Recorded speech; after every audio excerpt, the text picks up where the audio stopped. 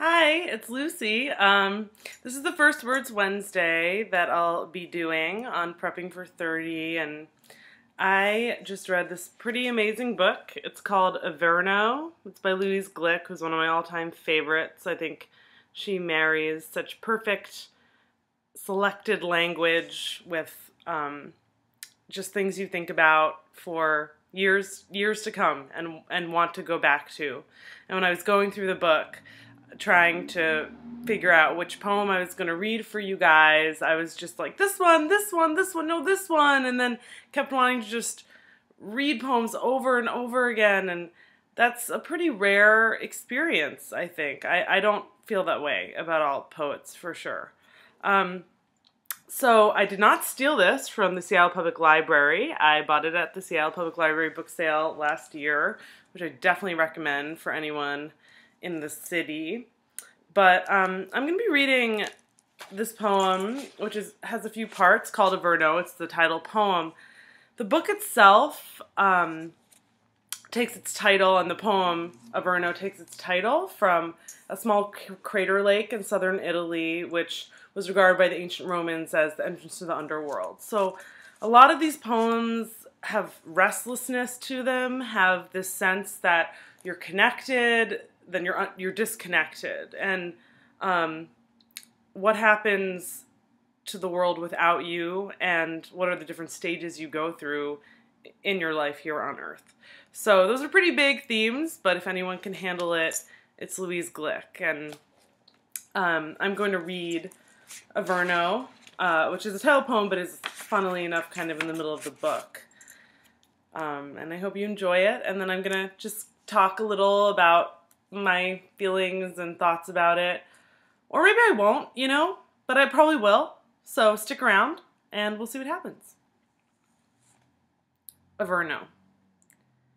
You die when your spirit dies. Otherwise, you live. You may not do a good job of it, but you go on, something you have no choice about.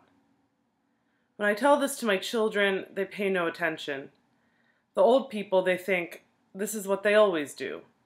Talk about things no one can see to cover up all the brain cells they're losing.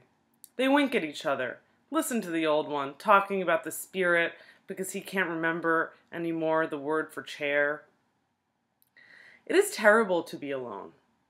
I don't mean to live alone. To be alone, where no one hears you. I remember the word for chair. I want to say I'm just not interested anymore. I wake up thinking, you have to prepare. Soon the spirits will give up. All the chairs in the world won't help you. I know what they say when I'm out of the room. Should I be seeing someone? Should I be taking one of the new drugs for depression? I can hear them in whispers, planning how to divide the cost. And I want to scream out, you're all of you living in a dream. Bad enough, they think, to watch me falling apart. Bad enough without this lecturing they get these days, as though I had any right to this new information. Well, they have the same right. They're living in a dream, and I'm preparing to be a ghost. I want to shout out, the mist has cleared! It's like some new life. You have no stake in the outcome. You know the outcome.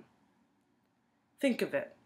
60 years sitting in chairs, and now the mortal spirit seeking so openly, so fearlessly, to raise the veil, to see what you're saying goodbye to. I didn't go back for a long time. When I saw the field again, autumn was finished. Here, it finishes almost before it starts.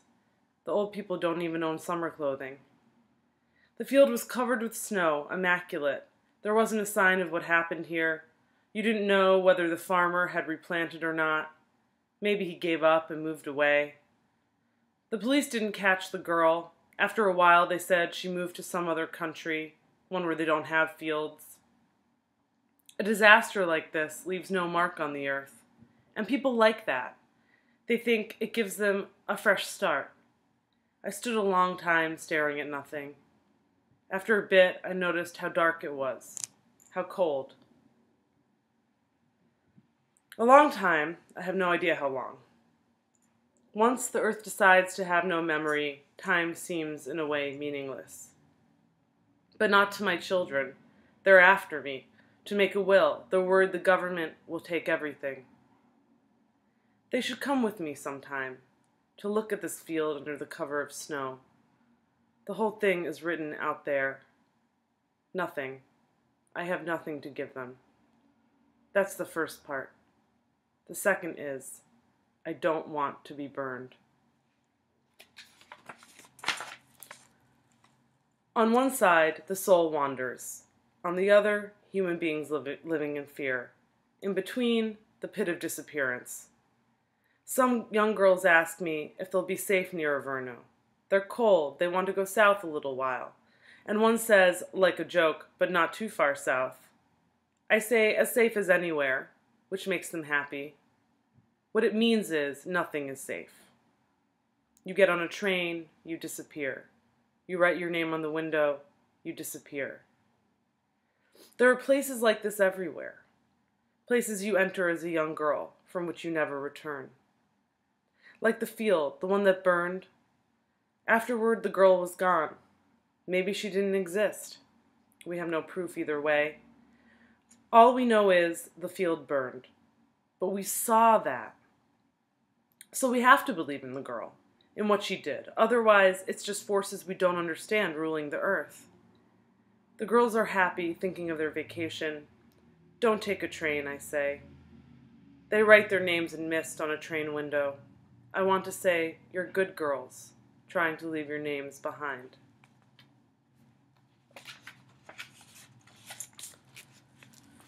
We spent the whole day sailing the archipelago, the tiny islands that were part of the peninsula, until they'd broken off into the fragments you see now floating in the northern seawater.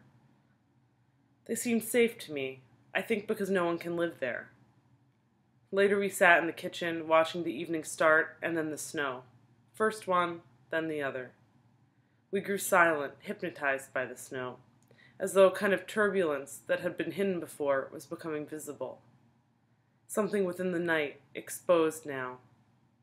In our silence, we were asking those questions friends who trust each other ask out of great fatigue, each one hoping the other knows more. And when this isn't so, hoping their shared impressions will amount to insight. Is there any benefit in forcing upon oneself the realization that one must die? Is it possible to miss the opportunity of one's life? Questions like that. The snow heavy, the black night transformed into busy white air. Something we hadn't seen revealed. Only the meaning wasn't revealed. After the first winter, the field began to grow again. But there were no more orderly furrows. The smell of the wheat persisted, a kind of random aroma, intermixed with various weeds for which no human use has been as yet devised. It was puzzling. No one knew where the farmer had gone. Some people thought he died. Someone said he had a daughter in New Zealand, that he went there to raise grandchildren instead of wheat. Nature, it turns out, isn't like us. It doesn't have a warehouse of memory. The field doesn't become afraid of matches, of young girls. It doesn't remember furrows either. It gets killed off, it gets burned, and a year later it's alive again, as though nothing unusual has occurred. The farmer stares out the window, maybe New Zealand, maybe somewhere else, and he thinks, my life is over. His life expressed itself in that field. He doesn't believe anymore in making anything out of earth. The earth, he thinks, has overpowered me. He remembers the day the field burned. Not, he thinks, by accident. Something deep within him said, I can live with this. I can fight it after a while. The terrible moment was the spring after his work was erased, when he understood that the earth didn't know how to mourn, that it would change instead, and then go on existing without him.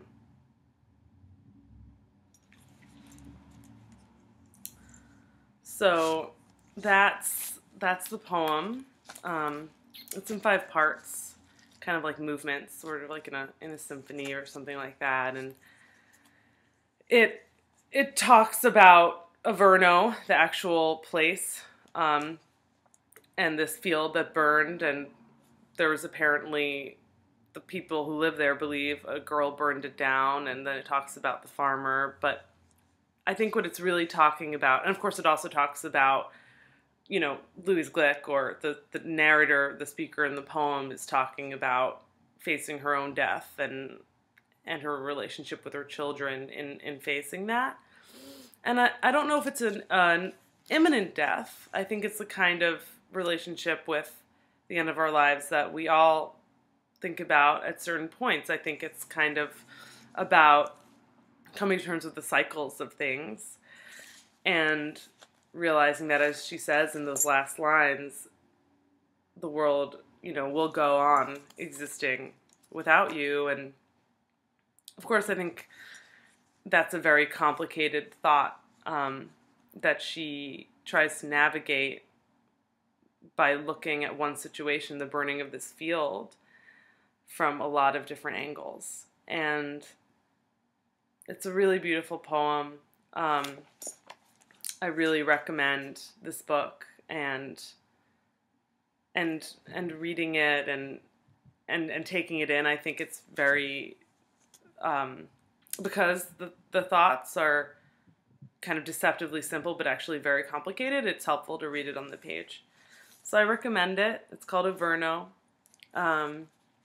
And please feel free to comment below, and I also have typed up the poem below, so you'll be able to, if you want, while you're listening to me, or maybe after, if you want to reference it later, you'll be able to read it.